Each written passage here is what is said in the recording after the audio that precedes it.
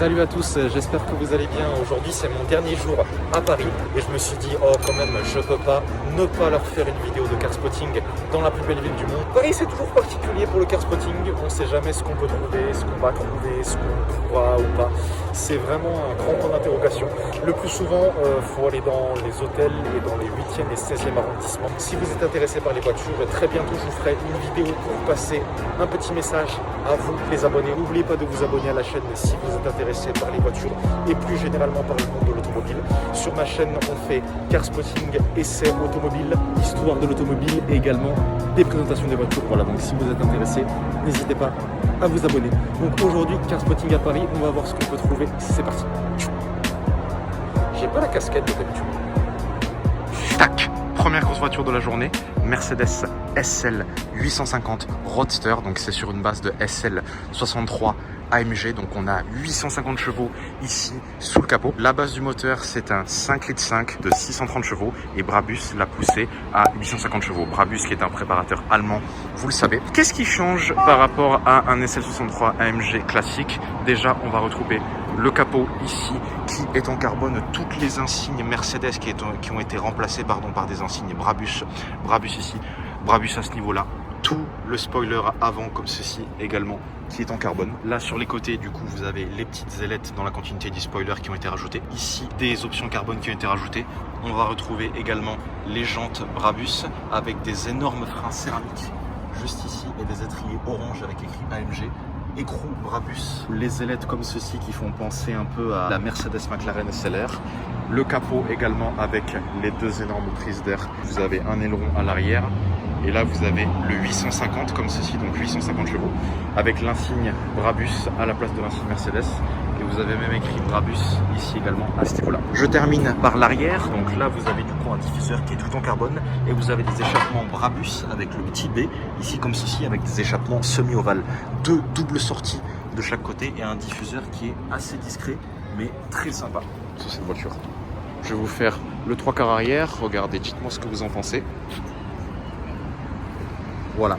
Mercedes SL 850 Roadster et là regardez comment on voit bien les jantes comme ceci avec les étriers orange. Là vous voyez c'est des jantes 20 pouces, il y a marqué Platinum Edition Monoblock 20 Forged. Donc des jantes en acier forgé. Je ne peux pas trop vous montrer l'intérieur parce que après je vais me faire taper dessus par les voituriers. Mais très sympa pour commencer cette Mercedes SL 850 Roadster. Donc à la base en fait il y avait le choix entre le V12 ou le V6. Comme le SL 63 c'est un 5,5 litres, en fait Brabus a préféré du coup pousser le 5,5 litres à 6 litres et garder du coup le V8 de 6 litres plutôt que de mettre le V12. 850 chevaux, vous vous rendez compte, cette voiture elle est plus puissante qu'une Ferrari 812 Superfast, que toutes les générations de Lamborghini Aventador, y compris la Lamborghini Aventador SVJ. Elle est plus puissante que la SLS, elle est plus puissante que le Bentley Bentayga ou que la Bentley Continental Super Sport. Elle est plus puissante que la Ferrari 488 Pista, enfin voilà. 850 chevaux, c'est énorme. Je crois que la seule voiture à laquelle je pense là comme ceci, qui me fait penser à une telle puissance, c'est la Mercedes AMG GTR de sous la CR. Mais 850 chevaux, donc imaginez comment elle doit ronronner. Et regardez l'avant comme ceci, comme ça rend bien. Oh là là.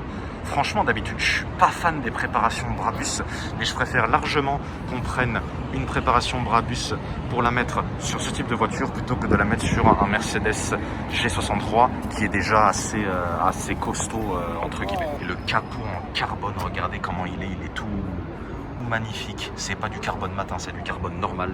Franchement, il est incroyable le capot carbone, vraiment incroyable.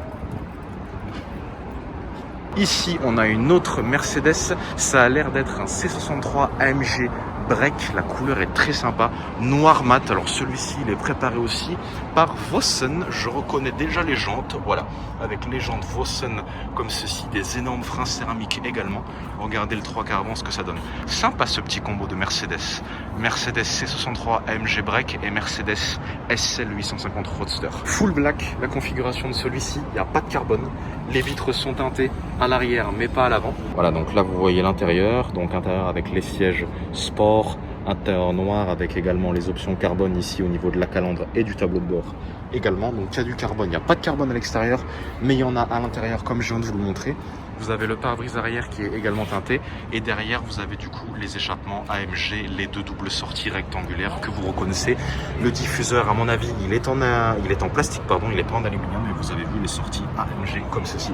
Voilà, donc à mon avis, au vu de la préparation des deux Mercedes là comme ceci et leur plaque NL Netherlands pour les Pays-Bas, à mon avis, je pense qu'ils sont ensemble. Et je suis quasiment sûr que c'est un C63 AMG break. On en voit rarement. Ici, on a un classe G63 AMG également préparé par Brabus. C'est également une plaque jaune, sauf que celle-ci, c'est une plaque Luxembourg. Alors, étant donné que du coup qu'il a été préparé, je sais pas à combien de chevaux il est monté. C'est un V8 biturbo. Par contre, il n'a pas les échappements Brabus, celui-ci. Il a gardé les échappements AMG, donc la préparation sur celui-ci n'est pas complète puisque les échappements Brabus, pardon, sont beaucoup plus fins, beaucoup plus courts. Alors que là, vous voyez, AMG, les doubles sorties, et en plus ça fait un moment qu'il doit l'avoir parce que les échappements sont bien sales. Donc il y a une préparation, une demi-préparation si je peux dire entre guillemets, puisque il n'y a pas la ligne d'échappement Brabus sur ce classe G. Les jantes, c'est du 23 pouces, c'est génial que Brabus ils écrit, vous voyez c'est à l'envers mais on devine. Tout à l'heure c'était du 20 pouces sur le SL 850 Roadster et là on a du 23 pouces sur le classe G. Jantes en acier forgé Brabus avec des étriers rouges, vitres teintées à l'arrière, pas teintées à l'avant comme d'habitude. Voilà, donc vous connaissez l'intérieur des Brabus, hein, je vous apprends rien. Rappel du Mercedes-Benz ici au niveau des rétroviseurs. V8 biturbo compressé, double turbo Brabus. Et non, il n'y a pas la préparation totale parce que s'il y avait la préparation totale, on aurait eu un capot en carbone, ce qui n'est pas le cas ici. Et là, on a le rappel du logo Mercedes. Très sympa ce petit trio pour commencer. Classe G63 AMG, préparation semi-Brabus. Mercedes C63 AMG, break, préparation Vossen. Mercedes SL 850 Roadster, préparation Brabus. En tout cas, il n'y a pas photo et je pense que vous êtes d'accord avec moi. Ah là, il y a eu carnage sur les jantes de ce G63 là, regardez là. Oh là là, toute la ligne, il a refait toute sa jante là, regardez-moi ça. Ah, ça fait mal au cœur. C'est pas grave. Mais je pense que vous êtes d'accord avec moi. Ce que je vous disais, c'est que la voiture que vous prenez là parmi les trois, c'est sans hésitation ce SL 850 Roadster. Bon, alors là, vous voyez, on passe du Crillon au Georges V. Voilà. Donc, aucune voiture devant le Georges. D'habitude, il y a toujours des Lamborghini, des Ferrari, des Porsche, etc. Là, il y a juste ce Range Rover Sport garé ici.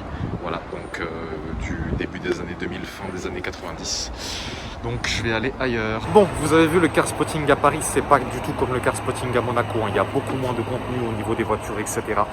Moi, j'essaie de vous trouver ce que je peux trouver. J'ai joué la chose intelligemment. C'est-à-dire que là, il est entre midi et 14h. Donc les gens sont tous partis manger dans les restaurants. Et il y a plein de restaurants un petit peu haut de gamme, entre guillemets, si je peux me permettre, dans les alentours. Et comme je connais ce coin-là et que je sais que les gens... Qu'est-ce que c'est ça ? C'était un SQ5 qui passait derrière moi, là juste là, voilà. Donc je vous disais, il y a plein de restaurants assez haut de gamme dans les alentours et je sais que les clients viennent beaucoup manger en voiture. Donc on peut trouver des trucs sympas. Et là derrière il y a un Macan Turbo qui passe. J'ai pas le temps de tourner la caméra, désolé. Il y a beaucoup de restaurants haut de gamme dans les alentours et les clients viennent en voiture. Donc qui dit voiture dit potentiellement belle voiture, mais c'est pas comme le car spotting à Monaco, voilà, rien à voir. Allez, on continue et là on est avenue Pierre Sermy et on est devant chez Bentley. Je vais vous montrer ce qu'il y a. Nous voilà devant chez Bentley. On a une très belle 991 Carrera S, très belle couleur avec ce blanc un petit peu nacré là comme ceci là, vous voyez, j'aime beaucoup, avec les doubles phares l'un au-dessus de l'autre comme ceci, caractéristique du coup des 911. Celle-ci elle a pas de plaque, vous avez vu, donc à mon avis c'est une voiture qui est en vente. Voilà, alors j'essaie de pas trop me décaler parce que là vous voyez il y a la circulation. Ici où du coup vous avez les jantes en noir. Ici vous avez, donc voilà, j'essaie de vous montrer la jante au soleil comme ça vous voyez mieux. Ici vous avez les jantes en noir avec du coup les freins céramiques et des étriers rouges avec les écussons Porsche. J'aime beaucoup ces jantes, ça me fait un peu penser aux jantes des Lamborghini Aventador LP704. Là, comme c'est un modèle décapotable, vous avez la capote ici qui est en noir et vous avez l'intérieur qui est en cuir noir comme ceci. Ça va bien la voiture. Désolé pour le bruit du camion pompier. Là, vous avez du coup le rappel Porsche avec 911 Carrera S et du coup avec les deux sorties d'échappement comme ceci, caractéristique des Carrera S. Voilà. La couleur de celle-ci est sympa. Je vous montre le 3 quarts arrière.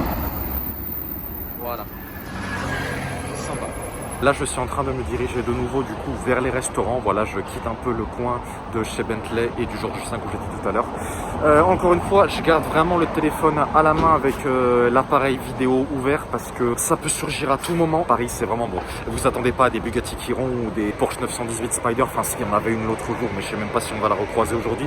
Peut-être par un grand hasard. Voilà, le car spotting, c'est ça. Hein, ça peut surgir à tout moment.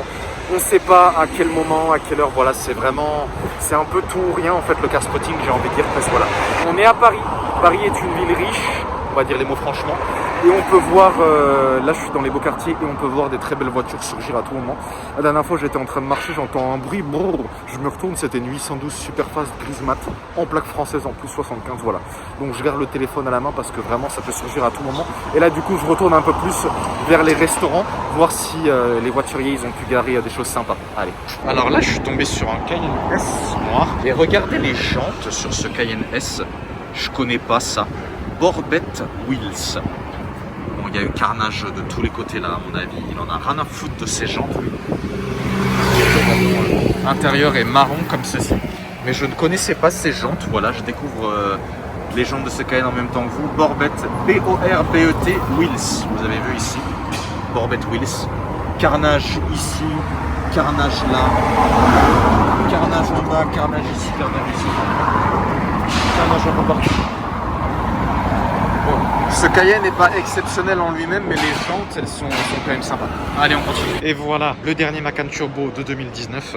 Comme quoi, vous voyez, le monde est petit, hein, puisque celui-ci, c'est celui qui était passé derrière moi tout à l'heure. Et j'ai réussi à le retrouver, rue du Bocador. Je sais que c'est les derniers, parce que sur les derniers, vous avez l'inscription Macan Turbo comme ceci. Là, c'est en rouge. Franchement, ce mélange de gris Volcano et de rouge, ça va vraiment très bien la voiture. Je sais que c'est un gris Volcano parce que j'avais eu l'occasion d'en conduire un que je vous mettrai dans une prochaine vidéo d'ailleurs qui était exactement de la même couleur que celui-ci.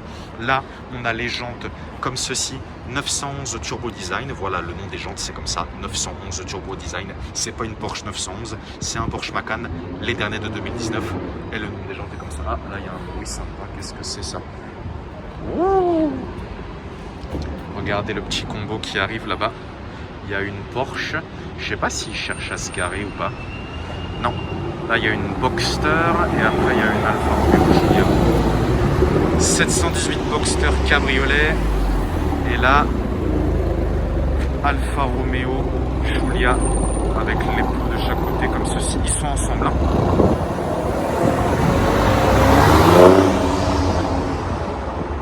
Sympa le bruit.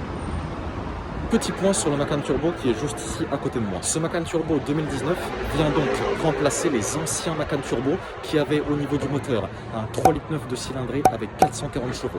Ce Macan derrière moi,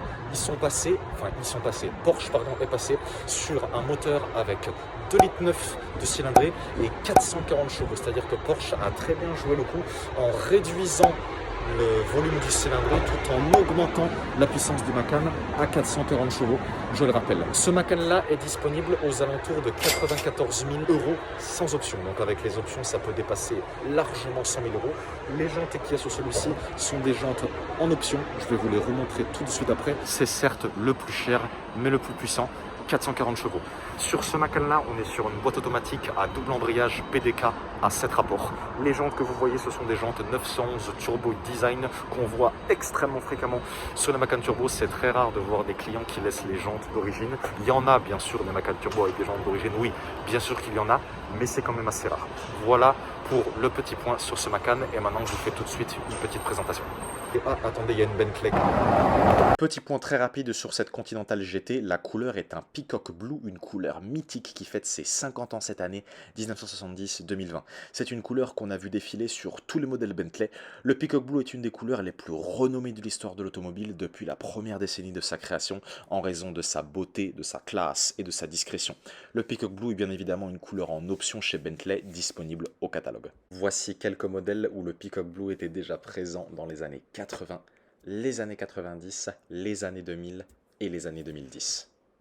Hop là, petite Continental avec une plaque Lituanie, les dernières, en plus celle-ci c'est le V12. Vous voyez, hein, ça peut surgir à tout moment hein, quand on est à Paris. Petite accélération, et non il pourra pas. Bentley, peut-être qu'il va manger au Beef Bar, je sais pas. Il Il a regardé le voiturier, mais non. Bon. Voilà les jantes dont je vous ai parlé juste avant. Les jantes qu'on appelle donc des jantes 911 Turbo Design, puisque chaque jante de voiture a un nom, vous le savez. Celles-ci, elles sont donc en acier forgé. On va retrouver également à ce niveau-là des étriers rouges avec des freins acier. Les freins sont en céramique ainsi que les écussons Porsche. Les écussons Porsche, chez Porsche, ils ne sont pas en option. Lorsque vous achetez le Macan Turbo, vous avez directement les écussons inclus avec le prix de la voiture. Ces jantes-là sont disponibles pour pas moins de 1992 €. Quasiment 2000 €. Ceci, c'est pour les 4 jantes. Donc, si on arrondit, allez, au lieu de 1992, on va dire 2000 € pour les 4 jantes, ça fait 500 € rien que pour les jantes. Donc, du coup, 1000 € pour les 2 jantes arrière, 1000 € pour les 2 jantes avant. Celui-ci, il est très intéressant. Classe S ici qui passe, lui je le filme pas parce qu'il n'arrête pas de faire des tours et des tours depuis tout à l'heure. Je pense que ses clients sont partis manger un morceau. Bref, ici vous avez au niveau des têtes de siège l'inscription turbo comme ceci. Celui-ci il a les sièges Sport Plus. En fait vous avez deux types de sièges sur le Macan. Vous avez les sièges confort et les sièges sport. Cependant, comme il n'y a que deux types de sièges, chaque siège a un nom. Donc le nom des sièges qui sont confort, c'est les sièges confort, et le nom des sièges sport, ce sont des sièges qu'on appelle des sièges Sport Plus. C'est comme ça, c'est pas des sièges sport, c'est des sièges Sport Plus. Donc vous avez tous les détails rouges comme ceci à l'intérieur. Le volant est en cuir, il est à l'envers mais c'est pas grave. Voilà le 3/4 avant du Macan Turbo 2019 avec les petits détails rouges que le client a souhaité ajouter, ça rend assez bien. Donc je vous rappelle sur ce Macan, 440 chevaux, 550 Nm de couple. Évidemment pour un SUV 550 Nm de couple, c'est vraiment pas mal. Bon, ça vaut pas les 900 Nm de couple du Bentley Bentayga, mais même c'est quand même déjà énorme pour un SUV. Là vous voyez du coup les petits détails rouges, donc un liseré rouge comme ceci qui part. Alors c'est un liseré qui est peint. Au début je pensais que c'était de l'adhésif rouge qui avait été rajouté, mais en fait quand on passe le doigt dessus on se rend compte que c'est un liseré du coup qui a été peint ici, après qui va passer de l'autre côté et qui va venir du coup jusqu'à l'autre côté de la calandre avant de la voiture. Et ici on retrouve le logo Porsche. Je ne peux pas vous ouvrir le capot bien évidemment, mais voilà à quoi ressemble du coup le Porsche Macan Turbo 2019. Et regardez la trouvaille du jour. Oh là là, je suis trop content. Aston Martin Vanquish de deuxième génération. Regardez ça. On pourrait la regarder pendant des heures. En regardant les jantes de la voiture, c'est une Aston Martin qui est avant 2015, puisque les Aston Martin après 2015 ont un autre type de jantes que je vous mets tout de suite. Ici, vous avez donc des jantes en acier forgé avec des énormes freins céramiques et des étriers qui sont gris clair avec l'inscription Aston Martin. On va retrouver également les écussons Aston Martin comme ceci. Cette Aston-là, elle a une boîte automatique du coup à 6 rapports. En 2015, Aston Martin a décidé de faire une boîte automatique à 8 rapports et apparemment ça change absolument toute la conduite et la tenue de route de la voiture. Les clients ont été apparemment extrêmement satisfaits. Qu'est-ce qu'elle est belle cette Vanquish. Vous avez vu là tout le spoiler avant qui est en carbone comme ceci. La lame en carbone également ici. Vous avez les deux énormes prises d'air comme ceci qui viennent refroidir l'énorme V12 de 5,9 litres. Donc V12 atmosphérique, vous savez que c'est le plus beau son du monde. Je crois qu'on est tous d'accord là-dessus, il n'y a pas photo. Les supports de rétroviseur qui sont en carbone également. Ici on a le réservoir d'essence et là on va avoir du coup ce mini aileron derrière et regardez l'arrière de la voiture là comme ceci. Bon bah voilà, car spotting à Paris, Aston Martin Vanquish dans une couleur gris volcano. Je crois qu'on ne pouvait pas faire mieux. Un aileron intégré, il n'y a pas de béquet comme sur la DBS. L'air passe comme ceci et ça va permettre de plaquer l'arrière de la voiture au sol. Tout le diffuseur arrière est en carbone de cette partie-là, contour d'échappement et jusqu'en bas. La lame de spoiler arrière n'est pas en carbone. Et là vous avez du coup deux grosses sorties d'échappement de chaque côté pour le V12 Atmo. Logo Aston Martin ici. Rappel du Vanquish également. On est sur un intérieur noir avec un volant. Ce volant-là, il est en option. Et la calandre, je ne sais pas si vous arrivez bien à voir, donc les nouvelles calandres d'Aston Martin, puisque sur les DBS, on avait du coup des anciennes calandres. Regardez ce que ça donne cette Vanquish. Magnifique. Regardez le 3/4 avant. Voilà, grosse surprise, hein. Je m'y attendais pas du tout. C'est ça que j'aime bien dans le car spotting, c'est qu'on peut passer... Vous avez vu les ailettes là comme ceci. La nouveauté sur cette voiture, c'est qu'elle a une coque qui est en carbone. C'est-à-dire que derrière chaque pièce de la voiture va se trouver du carbone dans le but d'alléger de la voiture. On a également un châssis qui est en aluminium. La nouveauté sur cette voiture, c'est qu'on a une coque qui est entièrement en carbone. Ça veut dire que derrière chaque pièce de la voiture va se trouver du carbone. Et on aura également un châssis qui est tout en aluminium. Le but est d'alléger le poids de la voiture qui est, si je me souviens bien, 1793 kg à vide. donc sans le réservoir d'essence. Et c'est une 4 places, comme vous pouvez le voir, comme la DBS. Voilà. Donc je vous rappelle, l'Aston Martin Vanquish, celle-ci c'est donc une deuxième génération, puisque vous avez eu une première génération d'Aston Martin qui était V12 5,9 de 466 chevaux. Vous avez eu cette génération d'Aston Martin, la deuxième génération, avec du coup un relifting complet de la carrosserie de la voiture, V12 atmosphérique 5,9 de 573 chevaux. Vous avez eu la déclinaison décapotable, l'Aston Martin Vanquish volante que vous connaissez, également V12 atmosphérique 5,9 de 573 chevaux. Vous avez eu l'Aston Martin Vanquish S de 600 chevaux et enfin vous avez eu l'Aston Martin Vanquish S volante légèrement moins puissante avec 576 chevaux, sachant que l'Aston Martin Vanquish S volante est la dernière Aston Martin V12 atmosphérique de l'histoire de la marque, puisqu'ensuite on a eu l'arrivée de l'Aston Martin Vantage V8 biturbo compressé avec le même moteur que la AMG GT. Là il y a une Maserati Grand Cabrio qui repasse. Elle est déjà passée mais elle repasse encore. Alors je sais pas si c'est le voiturier ou si c'est... non. Depuis tout à l'heure il fait des tours, je comprends pas ce qu'il fait mais elle fait un très beau. Donc je vous disais que l'Aston Martin Vanquish S volante était la dernière de la marque avec un V12 atmosphérique, puisque ensuite on est passé avec l'Aston Martin Vantage qui a le même moteur que la Mercedes AMG GT sur du V8 biturbo compressé, et sur la DBS Superleggera on est passé sur du V12 biturbo compressé. Je voulais juste vous faire un petit point que j'ai oublié de vous dire tout à l'heure sur l'Aston Martin Vanquish. Elle est à 620 Nm de couple à 6750 tours minute et elle est déjà à 500 Nm de couple à seulement 1000 tours minute. 500 Nm de couple à seulement 1000 tours minute, c'est énorme, même pour un V12 Atmos c'est énorme. Très peu de voitures ont tant de Nm de couple sollicités à si peu de tours minute. Ça veut dire quoi? En fait, ça veut dire que vous serez, par exemple, on prend une pente à 40% de dénivelé. Vous allez vous mettre du coup en première vitesse, vous allez lâcher le frein, et la voiture va quand même avancer, même si vous êtes dans une pente avec 40% de dénivelé. C'est-à-dire que vous aurez beau être dans une pente dénivelée qui sera très important, la voiture a tellement de puissance, tellement de couple que ça va quand même avancer dès que vous allez lâcher le frein et que vous allez être en première vitesse. Voilà comment on peut traduire ces 500 Nm de couple à 1000 tours minute.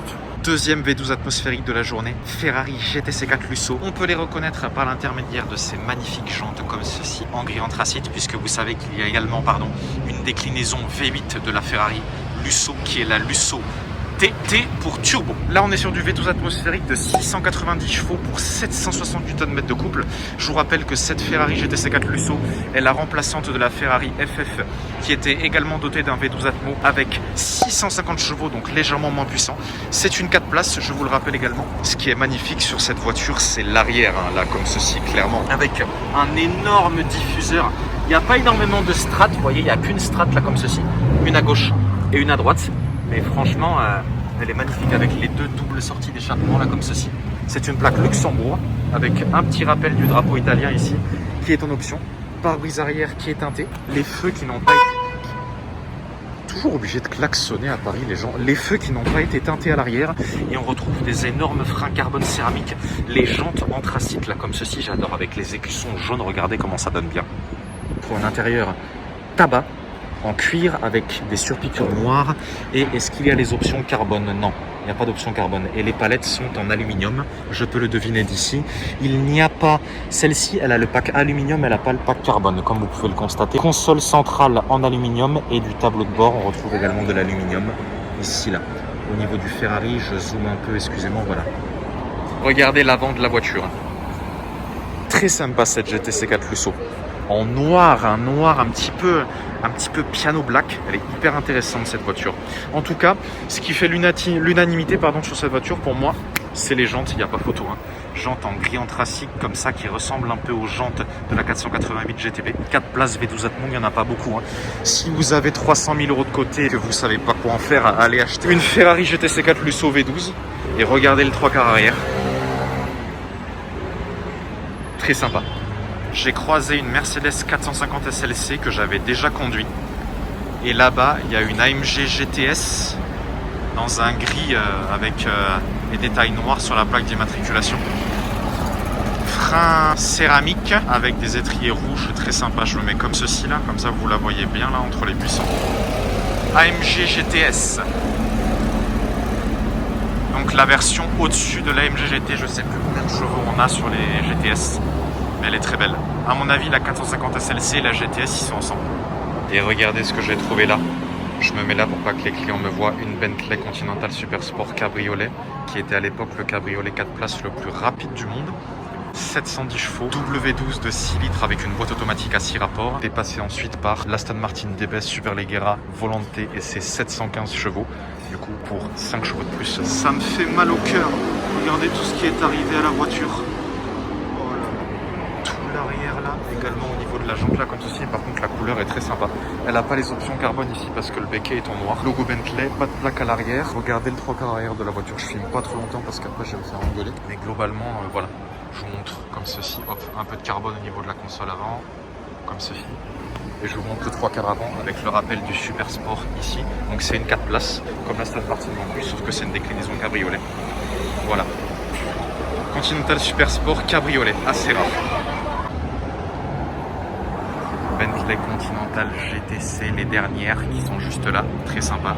Voilà, c'est terminé, j'espère que la vidéo vous a plu.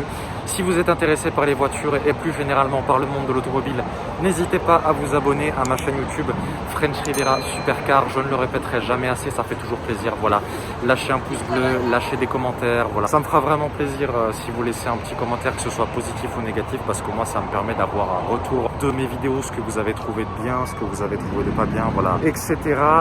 N'oubliez pas de vous abonner à la chaîne, ça je l'ai déjà dit, mais je vous le redis parce que encore une fois, je le répète jamais assez. Voilà, je vous dis à très bientôt pour de nouvelles vidéos et prenez soin de vous. Allez, à bientôt. Ciao, ciao.